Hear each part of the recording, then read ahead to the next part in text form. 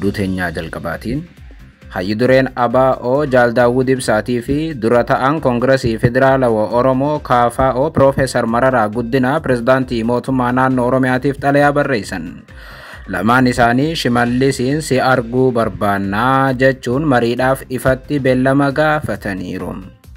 Dubbiin qondaaltota dhaaba lamaanii kan dhaga'ame muddama ABO jidduutti hammaatee fi gama biraatiin qondaalli olaanaan KFO biyyaa baqateeraa erga jedhamee booda ture. Bal'inaan dhageessu. Oduu biraatiin muumichi ministeeraa Maaleeshiyaa Anwaar Ibrahim waamicha ministeera muummee Itoophiyaa Abiy Ahmad taasisee hordofee daawwannaa guyyaa lamaatiif har'a Finfinnee galaa jedhame. Imala isaa kanaan wal qabatees gabaasa bal'aa qabna. Oduu itti aanuun waraanni akka dhaabbatu gaaffii dhiyaate warri morman ilmaan haraamuutii jechuun gorsaan pireezidaantii mootummaa naannoo Oromiyaa obbo Haayiluu Goonfaa mormitoota arrabsan. Gama biraatiin Abiy Ahmad ormi itti irreeffatu Oromoon garuu akka hantuutaatti waa jalaa qotaa jechuun jechoota ulfaatoon sabichaas qeeqaniiru. Dubbiiwwan jajjabaa Haayiluu Goonfaa bal'inaan qopheessineerra. Oduu itti aanuun yuunivarsiitiilee Itoophiyaa garagaraa keessatti hiriira mormii jabaate hordofee doormiiwwan barattootaa poolisii federaalaatiin caccabaa jiru jedhame. Oduudhuma wal qabateen manni maree dhimma Islaamaa Itoophiyaa ministeera barnootaa waliigaltee irra hin geenye jechuun mormiin uummataa eegale sirrii ta'uu hubachiiseera. Bal'inaan dhageessu akkam jirtu daawwattootaaf hordoftootaan olee Global Media. Oduuf odeeffannoo keenya guyyaa irraa tokko jennee jalqabneeti jirra. Odeeffannoo keenya ijoo isaa amma dhageessan guutuu isaa isin biraan geenya. Haga xumura sagantaa keenyaatti dhaggeeffachuun yaada qabdan gara koomentiitiin nuuf barreessaa. Viidiyoon keenya namoota hedduu biraa akka dhaqqabuuf immoo like, share, subscribe godhuun dagatinaa isiniin jenna. Kallattumaan gara gabaasa bal'aattiin isin qajeelcha. Oduu teenyaa jalqabaatiin hayyudureen ABO Jaal Daawud Ibsaatii fi dura ta'an Koongiresii Federaalawaa Oromoo KFO Profeesar Mararaa Guddinaa Pireezidaantii Mootummaa Naannoo Oromiyaatiif xalayaa barreessan. Lamaan isaanii Shimallisiin si arguu barbaannaa jechuun ifatti mariidhaaf beellama gaafataniiru. Dubbiin qondaaltota dhaaba lamaanii kan dhaga'ame muddama ABO jidduutti hammaatee fi qondaalli olaanaan KFO biyyaa baqateeraa erga jedhame booda ture. Umrii dheeraa fi jaalala uummataallee kan qaban dhaabbilee siyaasaa Oromoo KFO fi ABO'n yoo xiqqaate waggaa 6 booda ifatti mootummaa Itoophiyaa faana marii addaa yookaan marii kophaa gaggeessuudhaaf beellama gaafataniiru. Uummata Oromootiin kan jaallatamanii fi mootummaa amma biyya bulchaa jiru kana biratti sodaa guddaa kan ta'an dhaabonni lamaan Oromoo kun erga hooggansi gaaddisa Oromoo jedhame fashalee as mariilee biyyattii kamuu irraa of ugguranii turan. Filannoo sobaa marsaa 6ffaa gaggeeffame irratti biirooleen isaanii guutummaatti cufamee hooggansi isaanii kan hidhame ABO fi KFO'n osoo filannicha irratti hin hirmaatin hafuun isaaniis yaadannoo ganna 5ffaati. Dhaabbileen lamaan kun waggaa lamaaf walakkaa irraa xalayaa ministeerri muummee Itoophiyaa Abiy Ahmad isaaniif barreesse fudhachuu diduun waamicha waajjira ministeera muummeetti taasifameef irraa hafanii turan. Waggaa tokko dura immoo ministeerri muummee Itoophiyaa paartiilee siyaasaa biyyattii garagaraa waamanii qaamota siyaasaa Oromoo kana garuu lagatanii turan. Marii ministeerri muummee Abiy Ahmad waajjira isaaniitti qopheessan irraa hafuu ilaalchisee amma dura ta'an Koongiresii Federaalawaa Oromoo Profeesar Mararaa Guddinaa yeroo lama dhimmicha irratti deebii kennaniin mariin Abiyyi nu waamu kamuu nu arrabsuudhaaf fi kabaja keenya gadi buusuudhaaf yoo ta'e malee bu'aa buusa jennee waan hin amanneef marii Abiyyi waamurraa hafnee jedhanii sagalee Ameerikaatti himanii turan. Haala taateewwan amma duraatiin faallaa ta'een oduu arra waaree booda dhagahameen bakka buutonni dhaabota lamaanii jechuun Profeesar Mararaa Guddinaatii fi Jaal Daawud Ibsaa Pireezidaantii Mootummaa Naannoo Oromiyaatiif ifatti xalayaa barreessanii fuula miidiyaa hawaasummaa isaaniitiin mirkaneessaniiru. Xalayaa hoogganaa olaanaan dhaaba ABO sa'aatiiwwan dura qoodaniin haala Oromiyaaf Oromoo ilaallatu irratti mari'achuudhaaf beellama gaafachuu mata duree jedhuun Jaal Daawud Ibsaatii fi Profeesar Mararaa Guddinaa Shimallisiif gaaffii ifaa dhiyeessan. Gubbaa xalayichaatti maqaa isaanii guutuu kan kataban adeeronni lamaan kun nuti kan maqaan keenyaaf dirqamni keenya armaan olitti ibsame yookaan tuqame Pireezidaantii Shimallis Abdiisaa waliin haala naannoo Oromiyaatiif uummata Oromoo ilaallatu irratti mari'achuudhaaf beellamni akka nuuf kennamu kabaja waliin ni gaafannaa jechuun isa faana marii godhuudhaaf fedhii qaban ifatti ibsan. Marii kanarratti mootummaan naannoo Oromiyaa deebisaa ni laatu jedhamee kan eegamu yoo ta'u, hedduun namoota xalayaa hooggansa dhaaba lamaaniitiin gammaduu ibsaa jiru. Gariin namootaa immoo dhaaboonni lamaan kun mariiwwan amma duraa didaa turanii har'a gaaffii kana dhiyeessuun abdii kutannaa hooggansa dhaaba Oromootii jechuun manguddoota lamaan qeeqaniiru. Oduun hooggantoonni dhaaba lamaanii Shimallisiif xalayaa barreessaniiru jedhu kan dhaga'ame wayita muddamni ABO jidduu jiru hammaatettidha. Gama biraatiin immoo qondaalli olaanaan KFO biyyaa baqateera jedhamee wayita odeeffamaa jiruttis ture. Har'a wayita Profeesar Mararaa Guddinaa Jaal Daawud Ibsaa waliin ta'uun xalayaa Shimallis Abdiisaatiif barreessan qondaalli olaanaan KFO gara biyya alaa deemeera jedhame. Kanaanis qondaalli olaanaan Koongiresii Federaalawaa Oromoo Hamzaa Booranaa gara biyya Neezerlaandii akka imalan beeksisan. Hamzaan imala isaa kana ilaalchisee hawaasa Awurooppaa jiru waliin mari'achuudhaaf akka deeme yoo ibsu, hedduun namootaa garuu kun dhugaa hin fakkaatu jechuun Hamzaan doorsisaaf dhiibbaan irra gahe akka biyyaa bahu isa taasisuu shakku. Sababiin ammatti Hamzaan gara biyya Awurooppaa deemeef dhimma Moyyaalee waliin wal qabachuu akka danda'u hedduun ni shakku. Dhimma magaalaa Moyyaalee Somaaleedhaaf kennu irratti Hamzaan amma dura deddeebii mootummaa qeeqaa kan ture yoo ta'u, onkololeessa 7 irraa jalqabee doorsisa mootummaadhaan isarra gaheen waa'ee Moyyaalee barreessuu dhaabeeraa jedhu namoonni dhimmicha beekan. Hamzaan sodaawwan amma jiru ifatti ofiif yoo barreessan ji'a tokko dura akkas jedhanii turan. Waan biyya teenyatti yeroo ammaa kana ta'aa jiru yeroo yaadannu yookaan yaannu abdiif badii nutti as deemaa jiru xiinxaluun yaaddoo keessa jirra jechuun katabee ture. Kunis Hamzaan biyyattii irraa abdii kutachuu kan agarsiisu yoo ta'u, amma ammoo gara Awurooppaatti imaluun qondaalli olaanaan KFO Jawaaritti aansee Hamzaanis biyyaa baqachuu kan mirkaneessuudha jedhu namoonni dhimmicha irratti yaada kana laatan. Haaluma wal fakkaatuun ABO'n illee xalayaa Shimallisiif kan erge wayita muddamni isaa bifa haarawaan ka'etti ture. Tibbana gareen ABO Jaal Daawud Ibsaatii fi gareen ABO keessaa deeme kan Araarsoo Biqilaa fa'aa bifa haarawaan mana murtii wal dhaabaa akka jiran himame. Inumaa gareen Araarsoo Biqilaaf Qajeelaa Mardaasaa ABO keessaa yaa'e mootummaatti dabalame wayita filannoon dhiyaatu ABO nuutu hoogganaa jechuun mormii eegalaniiru.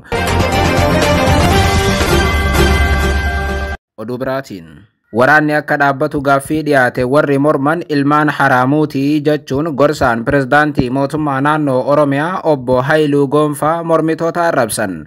Gama biraatiin Abiyyi ormi itti irreeffata, Oromoon akka hantuutaatti waa jalaa qotaa jechuun jechoota ulfaatoon sabichaas qeeqaniiru. Haayiluu Gonfaa kana kan dubbatan halkan dabreef gaaffii miidiyaa mootummaa guddicha OBN irratti taasisaniin ture. Qondaala waraanaa Itoophiyaa duraaniitiif ABO duraanii kan ta'an Haayiluu Gonfaa dhimmoota nageenyaa Oromiyaa irratti waadanuu kaasaniiru. Afgaaffii kanaan qabsoo keessa turuudhaan gara mootummaatti deebi'uu kan himu Haayiluun hidhannoo qawwee ilaalchisee qawween kan hidhatamuuf nagaa ittiin eeguufi jedhan. Qawween hidhatamu gara ummataatti yoo deebi'u nan mormaa jedhu gorsaan Shimallis Abdiisaa. Amma dura wayita raayyaa ittisa biyyaa keessa turan qawween ummatatti garagaluu mormine gara qabsoo deemne jechuun waan dabarsanis ni kaasu. ABO'tti makamuun qabsoodhaaf Eertiraa deemuu kan himu Haayiluu Gonfaa ta'us garuu Eertiraa abdannee yookaan waan guddaa irraa eegnee miti jechuun yeroo dhibdeen Eertiraa fi Itoophiyaa hammaataa jirutti seenaa Eertiraatti dabarsan kaasu.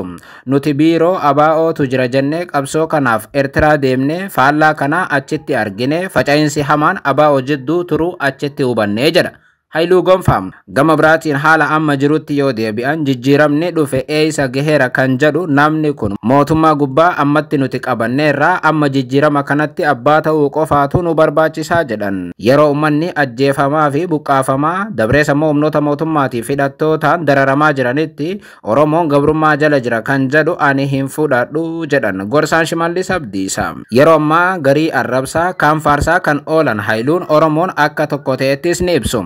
Afgaaffii isaa itti fufaniin Haayiluun qabsoo qaamonni garaagaraa amma gaggeessaa jiran irratti immoo sirni amma jiru kun aarsaa meeqaan kan dhufedha jechuun qabsoowwan Abiyyi irratti gaggeeffaman ni qeequm. Sirna Abiyyi amma buqqaasanii jarri amma qabsoo gaggeessan kun immoo sirna kam nuuf fiduudhaaf deemu jechuun warra mormituu gaafatu. Dabalataan mootummaa gubbaa qabattee mirga kee gaafachuu itti fuftaa kan jedhu Haayiluun haalli amma deemaa jiru garuu isa kana diiguun qabsoo Oromoo guutummaatti duubatti deebisaa jedhanii amanu. Gaaffii cimaan waa'ee nageenyaa yoo ta'u tibbana Haayiluu Gonfaatiif gareen isaa waraanni obbolaa haa dhaabbatu jechuun duula naga'aa gaggeessaa turan. Duulli kun gaariidha jechuun kanneen fudhatan akkuma jiran kanneen duula isaanii kana fakkeessaa mootummaa jechuudhaan qeeqanis hedduu turan. Gorsaan Shimallis Abdiisaa Haayiluu Gonfaa duulli waraana dhaabaa qaama hundaan fudhatamuu diduu irratti yoo dubbatan obbolaa yoo wal dhabe kan boo'u haadha jechuun ibsan. Haati amma waraanaan booyaa jirtu Oromiyaa ta'uu kan kaasu Haayiluun asitti warra waraanni akka dhaabbatu gaaffii dhiyaate morman ilmaan haraamuu jechuun arrabsan. Kanaas yoo kaasan qaamota qawwee hidhatan Oromiyaan ammatti baachuu hin dandeenye kan jedhan Haayiluun kanaa olis Oromiyaan dhiiguu hin dandeessu jedhan. Dubbiin isaanii dhugaa tahee osoo jiruu garuu waraana Oromiyaa kan itti fufe mootummaadha jedhu warri siyaasaa akka Jawaar Mohammad. Namoota karaa nagaatiin qabsaa'an kanneen akka Jaalbattee Urgeessaa haala nama suukanneessuun ajjeesanii qaxara cabsuun daandiitti kan darban mootummaan obbo Haayiluun garuu kana haalanii akkas jechuun dubbatu. Wanti beekamuu qabu tokko osoo waliin waraaniin qabsaa'uun ni danda'ama jechuun Itoophiyaatti karaa nagaatiin qabsoon akka jirtu amantaa guutuu qabaachuu ibsan. Mootummaan immoo kanaan ani jedhu duwwaatti amanaa akka hin jennees himu. Sana taanaan qondaaltota ABO isa faana biyya galan maaliif mootummaan hidhe kan jedhu garuu Haayiluun bal'inaan waan deebisan hin qaban. Gama kaaniin qawween obbolaa lamaan jidduu haa callisiifamu kan jedhu ana osoo hin taane Oromootu gaafatee jedhan. Obbo Haayiluun ummanni nagaaf daandiitti ba'ee iyyateera jedhan. Anis kanaan deeggaree nagaan akka bu'u gaafachaa jira jechuun duula eegale kana ibsa. Mootummaan immoo waamicha nagaa ummanni taasiseef owwaachuu kan kaasu Haayiluun warri bosona jirus kana fudhachuu qaba jechuun waraana bilisummaa Oromoo akeekkachiisan. Qawween obbolaa jidduu haa dhaabbatu yoo jennu waa sadii qaba jechuun ibsaniiru. Oromoon guutummaatti yoo qawwee dhiise bilisummaa waan jedhamu sana argeera kan jedhus yaada Haayiluu Gonfaa ture. Gama biraatiin maammaaksa isaa irra deddeebiin dubbatu tulluu ormi itti sagadu warri qe'ee jala qota kan jedhu irratti deebisaa kennaniin Haayiluun sababiin maammaaksa kanaa haala Oromoon amma keessa jiru ibsuufi jedhan. Ormi Oromoon masaraa seeneera jechuudhaan nutti duulaa jira kan jedhuu fi nuti immoo kana fudhachuu diduun waa jala qotaa oollaa jechuun mootummaa jala qotamaa akka jiru eran. Ammatti mootummaan biyyattii guutuun Oromoo harka waan jiruuf ormi tulluu godhee nu ilaalaa jedhan. Ormi tulluu guddaa kana yookaan Abiyyitti irreeffataa jira kan jedhu Haayiluu Gonfaa ati immoo waa jala qotaa oolta jechuun kallattiidhaan ammoo ummanni keenya qofti Abiyyi jala waa qotaa akka oolan eeru. Ummata kamtu danda'ee nu dura dhaabbata jechuun sabni biraa Abiyyi akka sodaatu akeekuun nuti immoo akka sabaatti akka hantuuta boolla qotaa ooluutti waa jala qotaa oollaa jechuun cimsanii qaamota Abiyyi jala waa qoqqotan ni qeequ. Haayiluu Gonfaa.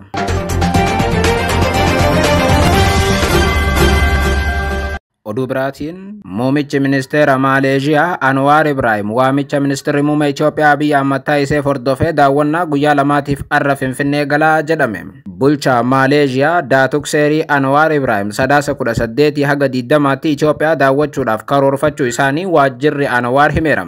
Anwaar imalli Itoophiyaatti amma taasisan kun walga'ii G20 Afrikaa kibbaatti gaggeeffamu dursee yoo ta'u imala ammaa kanaan biyyoota akka Keeniyaas ni daawwatu jedhame. Guyyaa tokko dura waajjirri Anwaar akka hubachiisetti daawwannaan kun affeerraa ministeerri muummee Abiy Ahmad bara dabre onkololeessa 2024 Anwaariif taasise hordofeetii jedhama. Yeros bulchaan Itoophiyaa Maaleeshiyaa daawwachuun haalota biyyoota lamaanii irratti waan danuu marii godhanii akka turan yaadachiisa. Waajjirri ministeera muummee Maaleeshiyaa daawwannaan ammaa kun immoo ministeera muummee Maaleeshiyaatiif kan jalqabaa Itoophiyaatti taasisan kan ta'u yoo ta'u daawwannaan ministeerri muummee Maaleeshiyaa amma Itoophiyaatti taasisan kun dhiyoo fulbana 23/2025 imbaasii Maaleeshiyaa Finfinneetti bifa haarawaan deebi'ee banamuu hordofee Maaleeshiyaan hariiroo biyyoota lamaanii cimsuuf waadaa haaromsite mirkaneessaa jiraachuu Itoophiyaatti himaa jirti jedha waajjirichi.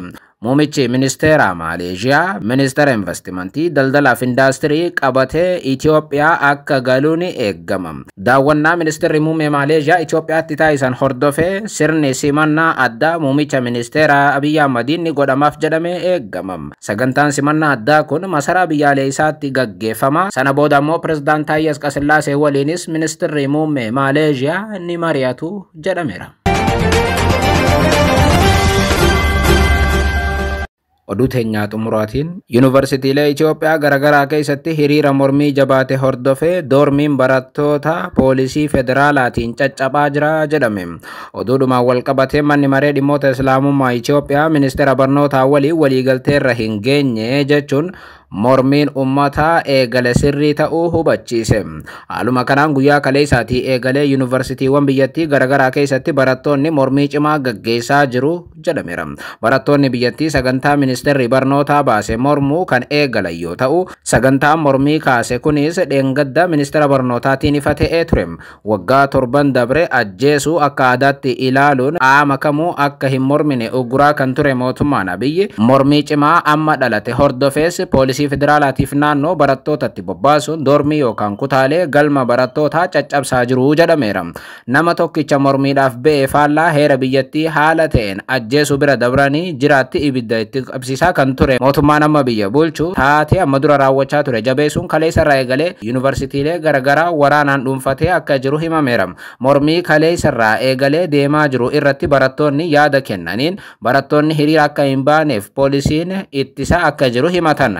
Ministeerri barnootaa Profeesar Biraanuu Naggaa namni jedhamu barattoonni bara kana eebbifamuu isaaniitiin dura waggaa tokkoof ogummaa barataniin hawaasa tajaajiluun achi booda akka eebbifaman jechuun labseera. Waggaa waggaan barattoota biyyattii parsantii 3 ol akka hin dabarre kan godhe Biraanuu Naggaaf mootummaan isaa erga aangoo qabatanii dhiibbaalee garaagaraa barattoota irraan geessisaniiru. Isaan keessaa tokkoffaa akkuma barri barnootaa haaraan ba'een dur manni barumsaa kutaa 11 fi 12 bakka istaandaardii hunda guutetti baratamaa ture. Faallaa kanaa garuu amma bakka hundatti akka banamu taasiseera. Inni biraa qormaata duraan kutaa 10tti kennamaa ture gara 12tti ol guddisuun barattoonni akka burjaaja'an taasiseera. Sadaffaa duraan kutaa 10 fi 12 irratti waggaa 2 qormaanni kennamaa kan ture yoo ta'u, garuu bara isaa waggaa 4 erga barattee kaatee qormaata fudhatta. Akkasumas inni biraa qormaata kutaa 12 dur kan kutaa 11 fi 12 qofa keessaa bahu hambisuun amma akka qormaanni kutaa 9 irraa jalqabee haga 12 keessaa ba'uu taasiseera. Kanaa ol gaafa firiin qormaataa dhufu immoo nama parsantii 50 ol deebi'ii argate malee yuunivarsiitii seenuu hin danda'u jechuun labseera ministeerri barnootaa. Duraan garuu barattoonni firii fidan ilaalamee barattoonnis lakkaa'amee murteeffamaa ture. Ja'affaa namoota qabxii parsantii 30 haga 50 jidduu fidan sagantaa fooyyaa'insaatiin gara yuunivarsiitii deemanii waggaa tokko booda yoo qabxii fidan barattoota yuunivarsiitii ta'uu danda'u jedhame. Kunis waggaa tokko akkasumaan qisaaseessuuf ture. Kana qofaa miti barattoonni shamarranii musliimaa seenaa biyyattii keessatti barri hijaaba itti dhoorkaman sababa hijaaba isaanii qofaaf manneen barnootaa irraa itti ugguraman waggaa 30 keessatti bara barnootaa Biraanuu Naggaa ture. Tigraayitti ammoo guutummaatti murtee mana murtii diduun ministeerri barnootaa barattoota shamarranii qormaata biyyaalessaa hundarraa sababa hijaabaatiin uggureera. Amma immoo isa dhuma barattoonni yuunivarsiitii gaafa waggaa 3ffaa xumuran waggaa tokkoof barsiisuun dirqamaa jechuun murteesseera Biraanuu Naggaa. Kun immoo mormiin ammaa akka itti dhalatu isa taasise. Walumaa galatti mormiin barattoonni ministeera barnootaa irratti eegalan kan itti fufe yoo ta'u, haga daqiiqaa muraasaa duraatti yuunivarsiitiiwwan akka Madda Walaabuu, Arsii, Amboo, Salaalee, Jimma, Walqixxee, Arbaa Minci, Jinkaa, Hawaasaa, Dirree Dhawaa, Diillaa, Jijjiga, Walaayitaa Sooddoo, Wacaamoo, Odaa Bultum, Harmaayaa, Bulee Horaa, Asoosaa, Boorana, Wallagga, Miizaan Teeppii, Finfinnee, Mattuu, Dambidolloof kanneen biroo keessatti hiriirichi hin dhaabbanne jedhameera. Oduudhuma walqabateen dhimma hijaabaatii fi salaataa irratti qondaaltota majlisaa waliigalteerra geenyeerra jechuun ibsi ministeerri barnootaa Biraanuu Naggaa kennan soba guddaadha jedhan pirezidaantii mana maree dhimma islaamaa Itoophiyaa Sheekh Ibraahim Tufaam.